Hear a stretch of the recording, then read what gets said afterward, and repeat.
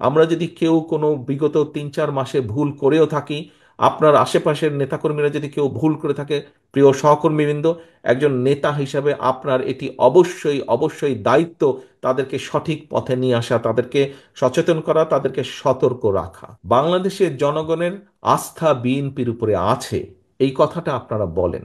প্রিয় সহকর্মীবৃন্দ, এই আস্থাটা ধরে রাখা কিন্তু অনেক কঠিন ব্যাপার। জনগণের আস্থা আপনাদের উপরে আছে, আমাদের উপরে আছে, বিএনপির উপরে আছে।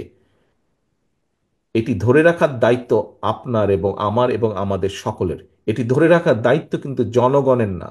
জনগণ আস্থা রাখবে তার উপরেই যে জনগণের সাথে থাকবে। জনগণ আস্থা রাখবে তার উপরেই জনগণ যখন দেখবে যে আমি তার উপরে আস্থা রাখেছি এই কারণেই, কারণ আমি যেভাবে চাই সে সেভাবে কথা বলছে, আমি যেভাবে চাই সে সেভাবে বিহেভ করছে, সেভাবে চলছে, সেভাবে উঠছে, সেভাবে বসছে। দিন যত যাচ্ছে তত পরিষ্কার হচ্ছে সামনের যে নির্বাচন এটি এত সহজ না।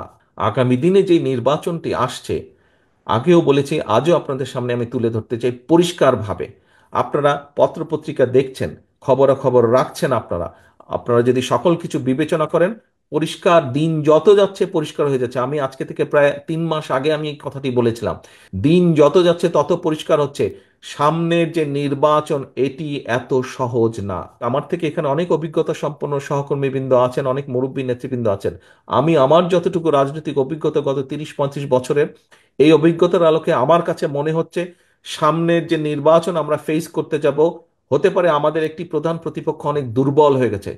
তারপরেও তারপরেও এই নির্বাচন বাংলাদেশের যে কোনো নির্বাচনের থেকে অনেক কঠিন নির্বাচন হতে যাচ্ছে।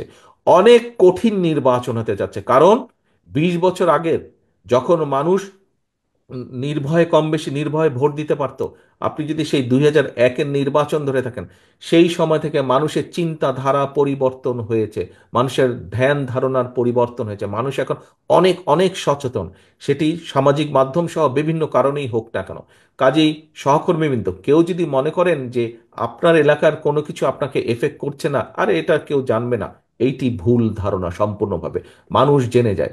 কাজেই আমরা যদি কেউ কোনো বিগত 3-4 মাসে ভুল করেও থাকি, আপনার আশেপাশের নেতাকর্মীরা যদি কেউ ভুল করে থাকে, প্রিয় সহকর্মীবৃন্দ, একজন নেতা হিসাবে আপনার এটি অবশ্যই অবশ্যই দায়িত্ব তাদেরকে সঠিক পথে নিয়ে আসা, তাদেরকে সচেতন করা, তাদেরকে সতর্ক রাখা।